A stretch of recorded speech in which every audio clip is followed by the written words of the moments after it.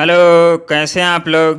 देखिए, ये क्वेश्चन हमारे व्हाट्सएप ग्रुप पे आया है और ये क्वेश्चन काफ़ी इम्पोर्टेंट है। सिलॉक्स का क्वेश्चन है और मैक्सिमम लोग इसको गलत सॉल्व करते हैं। इसका कॉन्सेप्ट ही लोगों को नहीं पता है।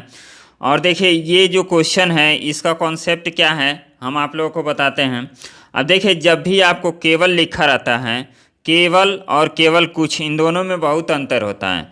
जब केवल लिखा रहता है तो केवल ए बी हैं, इसका मतलब ये होता है कि जो सभी बी हैं क्या हैं, ए हैं। जैसे सभी बी ए हैं, इसका मतलब होगा। और जो बी होगा केवल और केवल ए होगा, ये बी किसी और के साथ नहीं हो सकता है। जबकि इस स्टेटमेंट को हम लोग देखेंगे, केवल कुछ सी हैं, तो केवल कुछ सी हैं ये बन ही नहीं पाएगा। क्यों नहीं बन पाएगा कि जब बी केवल ए है तो सी में कहाँ से आ जाएगा। जैसे मान लीजिए ये बी का पोर्शन है और बी केवल ए है, तो ये सी में तो आएगा ही नहीं। सी का इसके साथ कोई रिलेशन ही नहीं होगा। तो इसमें ये जो सिलॉक्स दिया गया है, ये क्वेश्चन जिसने भी फ्रेम किया है, ये क्वेश्चन ही आपका क्या है, गलत है। इस तरह ये क्वेश्चन नहीं होता है। एक बार और समझ लीजिए इस क्वेश्चन को कि जब भी केवल दिया रहता है, जैसे इसको इंग्लिश में हम लोग लिखेंगे कि only A are B, only A are B, तो इसका जो मतलब होता है क्या होता है, all B are A, all B are A. इसको हम लोग पढ़ते हैं सभी बी क्या हैं, ए हैं, लेकिन बी और किसी का नहीं हो सकता। तो इसको फिगर हम लोग बनाएंगे, ये ए का फिगर बनेगा, ये बनेगा बी का फिगर, और बी का संबंध किसी के साथ नहीं हो सकता। जबकि इसका दूसरा स्टेटमेंट हम लोग पढ़ेंगे, केवल कुछ बी सी हैं, तो ये होगा ही नहीं, क्योंकि बी किसी के पास जाएगा ही नहीं। तो ये दोनों स्टेटमेंट क्या है, एक साथ कभी भी पॉसिबल नहीं होंगे। तो ये एक साथ हम कभी भी नहीं लिख सकते हैं। बी का संबंध सी से कभी नहीं होगा। तो ये क्वेश्चन क्या है, रॉन्ग फ्रेम किया गया है। इस तरह क्वेश्चन नहीं फ्रेम किया जाना चाहिए। यदि हम यहाँ पे ऐसे बोलते केवल कुछ ए सी हैं, तब ये क्वेश्चन क्या होता, सही हो जाता। उस कंडीशन में क्या हो जाता, केवल कुछ ए सी हैं, तो ये सी हो जाता। और इसका कुछ पोर्शन क्या, हम ऐसे बना देते हैं कि ए का कुछ पोर्शन क्या है, सी नहीं है, ए का कुछ पोर्शन सी नहीं है, तब हमारा क्वेश्चन सही हो जाता। यहाँ बी की जगह पे हमको क्या रखना पड़ेगा, ए रखना पड़ेगा, तब ये क्वेश्चन आपका लगेगा। तो आपको पता हो गया कि केवल का कॉन्सेप्ट क्या होता है।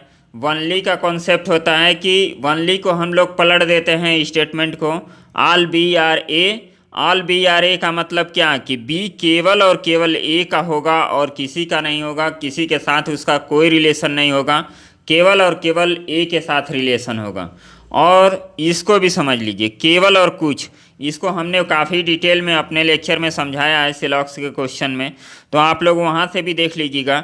जब केवल कुछ बोला जाता है तो इसमें कुछ होता है एक ऑप्शन, और कुछ नहीं होता है, कुछ नहीं होता है।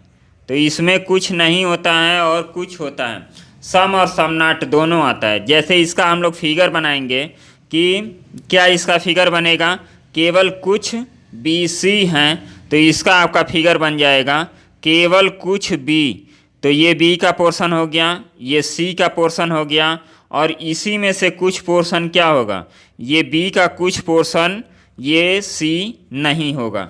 तो इस तरह हम इस वाले स्टेटमेंट को बनाएंगे और इसका फिगर हमें बनाना होगा। तो ऑल बी आर ए, ये सभी बी क्या हैं, ए हैं, लेकिन बी का संबंध और किसी के साथ नहीं होगा, इसका संबंध हम किसी के साथ नहीं लिख सकते। तो ये दोनों स्टेटमेंट यदि साथ लिखे जाएंगे तो गलत होंगे, क्योंकि बी का संबंध हम सी से कभी नहीं बना पाएंगे। अलग अलग इसका फिगर हम बना सकते हैं, लेकिन ये कभी मर्ज नहीं होंगे।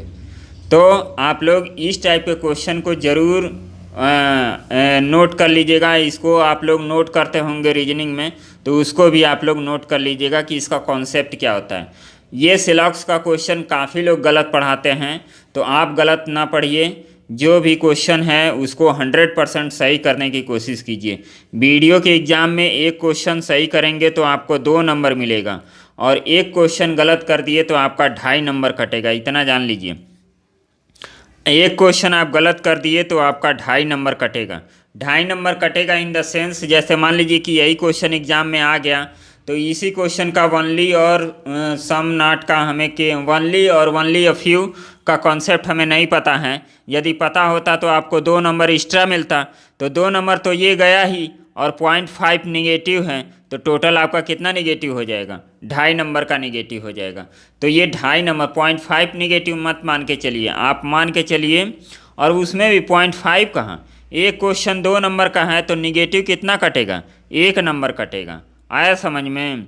तो यहाँ हम 2.5 लिखे हैं, ये गलत लिखे हैं, यहाँ पे 3 नंबर का नुकसान होगा। एक क्वेश्चन यदि आप गलत करेंगे, यदि कॉन्सेप्ट नहीं समझेंगे और एक क्वेश्चन गलत करके आएंगे तो आपका 3 नंबर का नुकसान होगा, इतना जान लीजिए।